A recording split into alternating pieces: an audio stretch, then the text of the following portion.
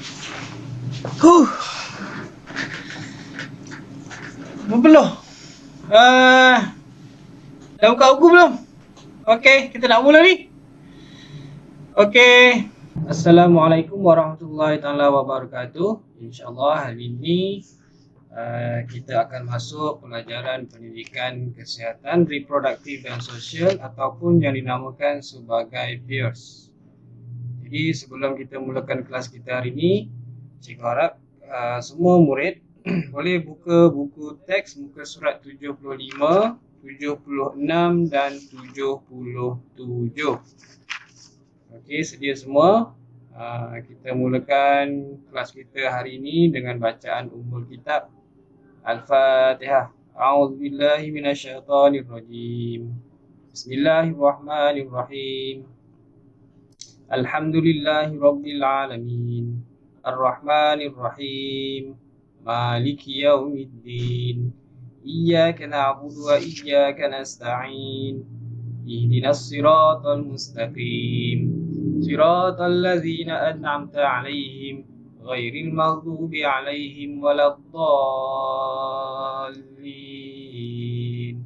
Amin. Mari kita serah tangan sama-sama untuk kita mulakan doa kita pada hari ini.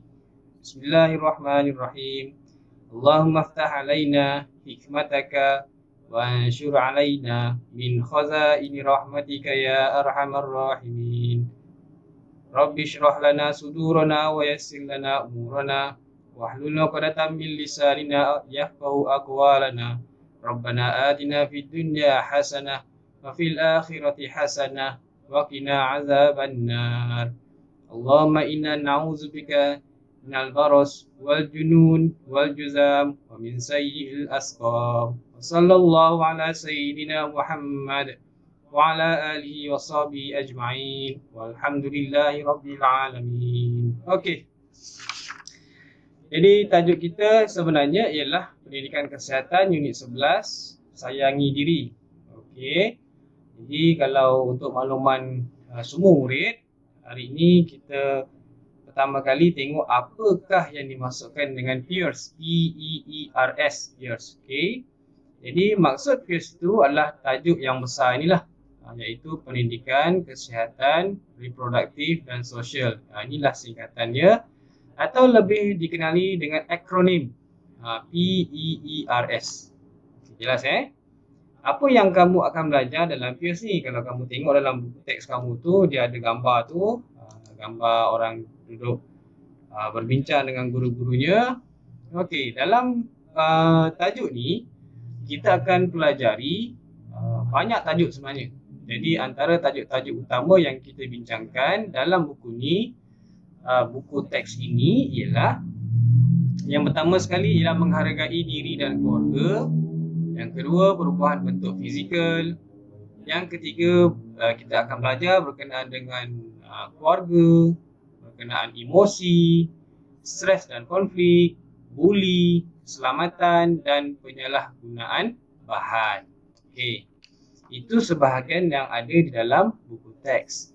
Sebenarnya kalau kita nak kembangkan lagi, kalau cikgu nak ajak kamu lebih ke depan lagi, ada banyak lagi kita akan belajar dalam tajuk kesihatan tahun 4 selain yang ada di dalam buku teks. Okey Jadi untuk hari ini kita tumpukan dulu apa yang ada dalam buku teks ni, muka surat 76. Okey, boleh tengok muka surat 76. Okey, apakah yang dimasukkan dengan zaman remaja? Okey. Dalam buku teks tu kalau kamu tengok ada watak Ammar dan juga Maria. Tapi cikgu ubahlah dekat dalam ni. Ni gambar yang lain bukan yang dalam buku teks tu lah. Okey, apakah maksud akil balik? Akil balik ialah peringkat kematangan anggota seksual dan sistem reproduktif seseorang. Okey, kita fahamkan dulu satu-satu. Anggota seksual, lelaki dan perempuan. Anggota seksual, lelaki, anggota seksualnya ialah zakar. Kemudian kalau yang anggota seksual perempuan, namanya ialah faraj. Okey, untuk lebih detail lagi, lebih detail ni maksudnya lebih tajuk yang besar lagi, kamu akan pelajari pada tahun hadapan. Okey. Tak tahu lagi maksud anggota seksual, senang. Kemaluan. Itu paling senang nak faham. Kemaluan bagi lelaki dan juga kemaluan bagi perempuan. Dan sistem reproduktif seseorang. Reproduktif ni maksudnya ialah sistem bagaimana manusia ini, kita boleh memanjangkan zuriat. Nanti kamu akan belajar lebih detail lagi. Okey. Ini kita fahamkan dulu maksud akil baligh. Akil ni apa? Siapa tahu akil? Akil ini maksudnya ialah awal-awal permulaan. Okey. Seterusnya kita tengok tanda akil baligh bagi lelaki ialah ihtilam, manakala perempuan ialah menarki. Okey, dua ni. Nanti cikgu akan detailkan lagi kat sebelah. Alright. Seterusnya, apabila seseorang mencapai akil baligh, beberapa perubahan fizikal akan berlaku pada dirinya, sama ada lelaki dan juga perempuan. Kalau kita lelaki, adalah perubahan-perubahan yang akan berlaku. Kalau kita perempuan pun sama, akan ada perubahan berlaku apabila cukup sampai masa akil baligh. Okey. Jadi soalannya ialah di sebelah. Okey, apakah itu ihtilam dan menarki? Ni dia. Dalam buku teks kamu tu pun ada. Dekat dalam muka surat 76 ada yang kecil tu. Itulah dia. Ihtilam ialah injakulasi atau pancutan air mani kali pertama ketika tidur. Dan menarki pula ialah haid kali pertama bagi seseorang perempuan. Okay, jelas Alright. Seterusnya kita nak tengok bilakah umur akil baligh bagi kanak-kanak lelaki. Okay, umur akil baligh bagi kanak-kanak lelaki dalam sains disebut bermula dari umur 9 hingga 16 tahun. Bermula dari 9 tahun, tahun lepas sekarang kamu dah nyampat 10 tahun. Sehinggalah umur kamu mungkin umur kamu 16 tahun ni bagi lelaki. Tetapi dalam Islam, dalam hukum Islam, waktu maksimum akil baligh bagi lelaki ialah umur 15 tahun. Jadi, cikgu mesti ada tanya, cikgu kalau umur 15 tahun, masa 16 tahun dia tak keluar lagi air mani. Macam mana cikgu? Ya, waktu umur dia 15 tahun tu dah jatuh hukum baligh, dah sampai waktu baligh. Jadi, kalau dalam Islam, kita nak tengok, dalam Islam, bila baligh saja bagi seseorang lelaki ataupun perempuan, maka mana-mana hukum yang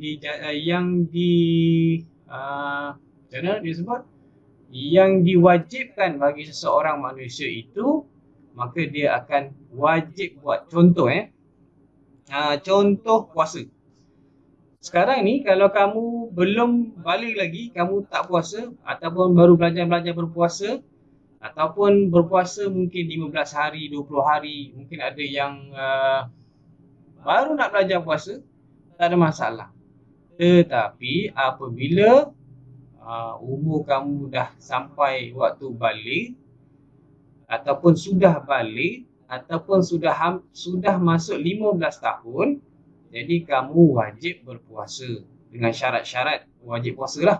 Okay, tapi secara mudah nak faham, bila cukup dia akil baligh, bila sampai je dah baligh, kamu yang wajib dia akan jadi wajib. Contoh lain apa? Solat, tu wajib. Wajib buat. Wajib dirikan solat. Sekarang ni, mungkinlah cikgu tak tuduh, tapi mungkin ada yang tertinggal, mungkin ada yang terlupa, mungkin ada yang terlajak waktu. Tu tak apa lagi. Tapi bila dah sampai akil baligh, maksud cikgu bila dah sampai baligh, umur baligh, dia akan jadi wajib. Bila wajib, yang wajib dapat pahala. Ditinggalkan dapat apa? Dapat dosa. Okey, jelas Okey, seterusnya kita nak tengok apa yang berlaku apabila kamu sudah mencapai peringkat akil baligh. Okay.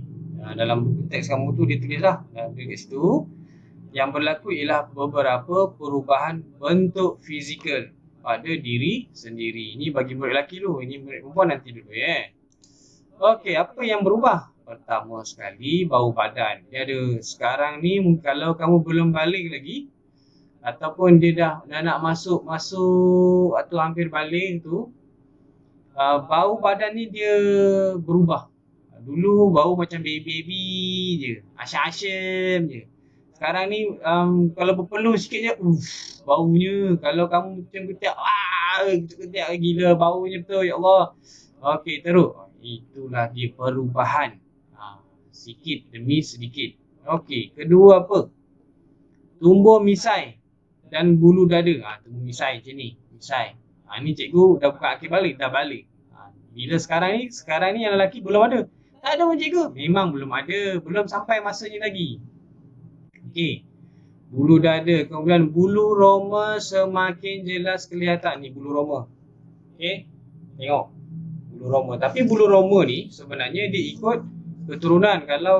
Kalaulah ibu ayah kamu ada bulu roma di tangan ni, dia jenis yang terang, gelap nampak, kemudian kamu pun akan ada mengikut hormon ibu ataupun ayah kamu. Macam cikgu tak nampak, dia halus je. Okey, seterusnya apa? Suara bertambah garau dan jelas. Macam sekarang, suara bertambah garau dan jelas. Sekarang mungkin suara kamu kecil, macam suara kanak-kanak. Suara kecil je, cikgu. Contoh. Sekarang bila suara dah bertambah garau, dia akan lebih jelas. Cikgu. Jelas. Selamat pagi, cikgu. Jelas. Tak ada dah. Hilang dah. Nanti dia akan hilang. Suara kamu tu akan hilang.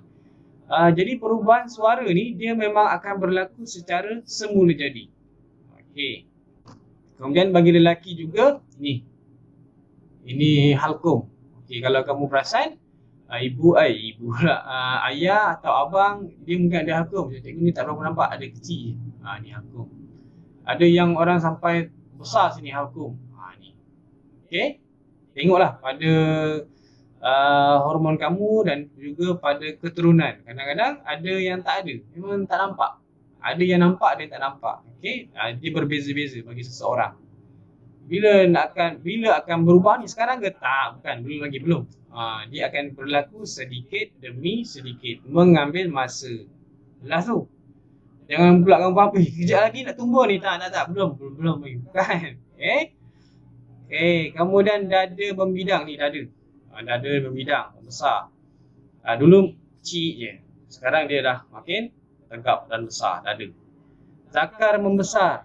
Zakar ni membesar mengikut ketinggian kamu dan juga berat badan kamu. Semakin kamu tinggi, dia semakin membesarlah.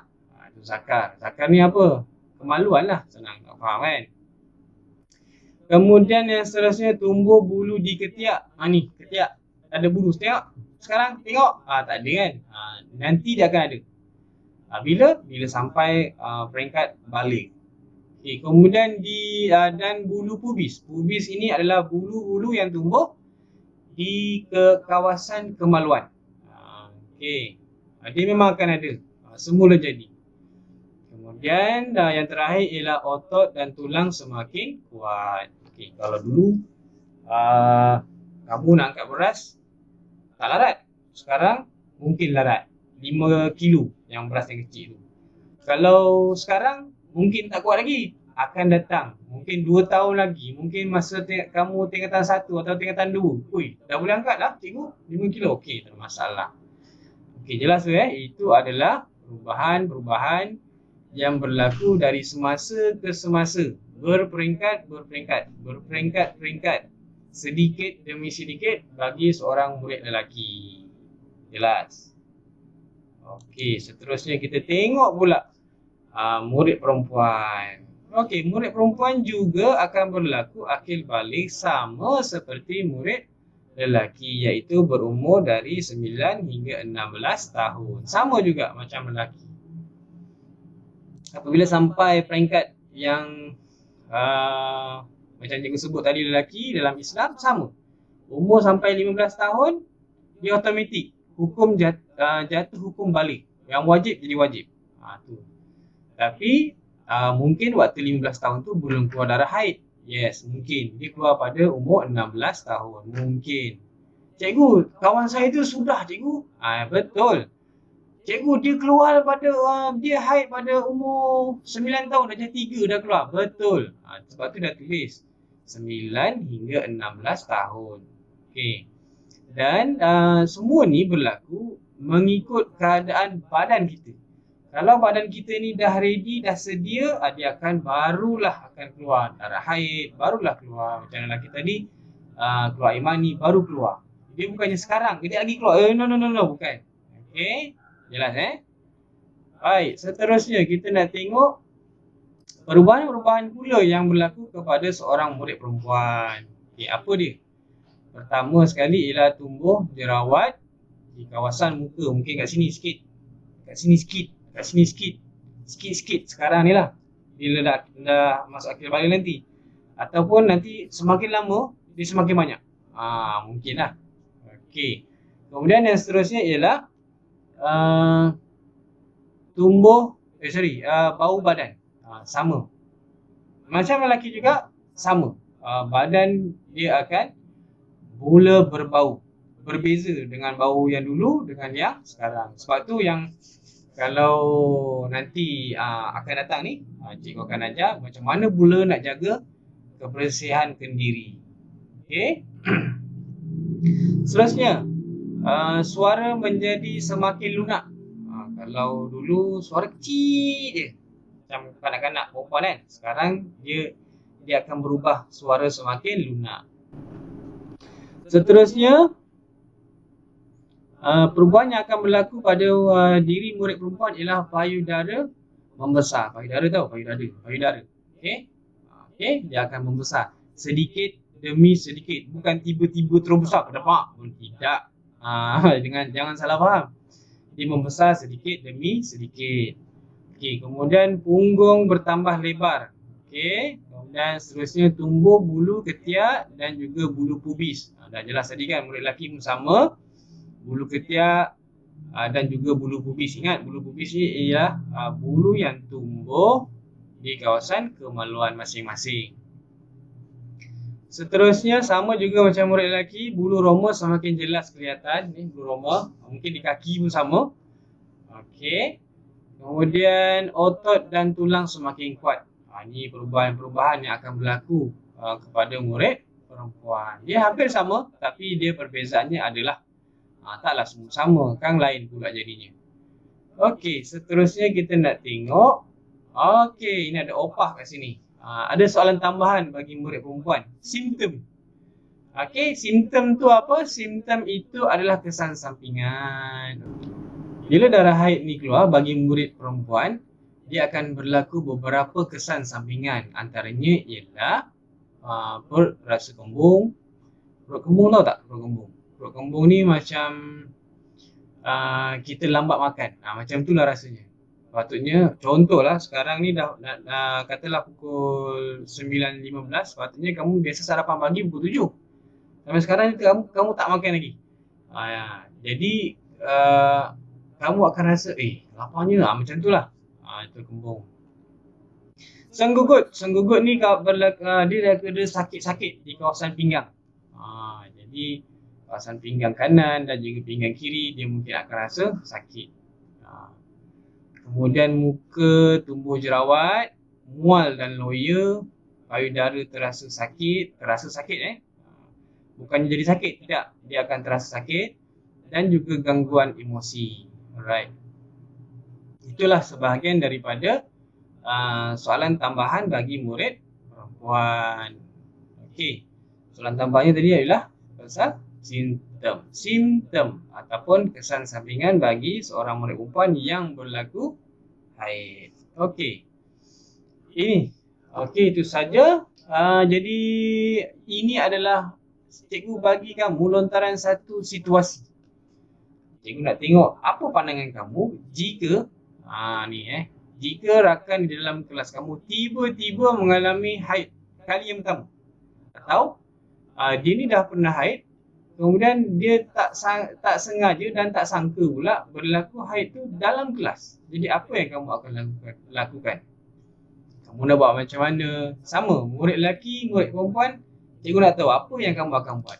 Adakah murid lelaki ni ataupun yang perempuan apa dia, buat apa. Cikgu nak tahu. Jadi kamu tulis apa yang perlu kamu buat, kemudian apa langkah-langkah yang kamu akan ambil untuk rakan kamu yang mungkin haid kali yang pertama di dalam hidup dia, ataupun mungkin dia dah haid sebelum ni, tiba-tiba haid tu keluar dalam waktu kamu berada di dalam kelas. Okey. Dan suka cikgu ingatkan, apabila dalam waktu-waktu sekarang ini, umur 10 tahun, sama ada murid lelaki ataupun murid perempuan, ni ingat betul, jangan sembarangan masuk bilik lelaki dan juga masuk bilik adik-beradik perempuan. Dah tak boleh dah. Bila 10 tahun ni dia dah wajib asing sebenarnya. Sebaik-baiknya asing, memang kena asing, lelaki dan perempuan. Sebab masing-masing dia dah ada perubahan fizikal, masing-masing dia dah ada privacy ataupun apa yang perlu dijaga, iaitu kehormatan masing-masing. Jadi kena asing. Baik dalam bilik tidur ataupun mungkin waktu mandi. Mungkin dulu kecil-kecil mandi suka-suka hati je. Sekarang tak boleh dah. Okay? Jelas cikgu itu nasihat lah pada kamu, dan sebaiknya kamu kena buat. Alright. Jadi jangan lupa kamu cuba tuliskan dalam buku.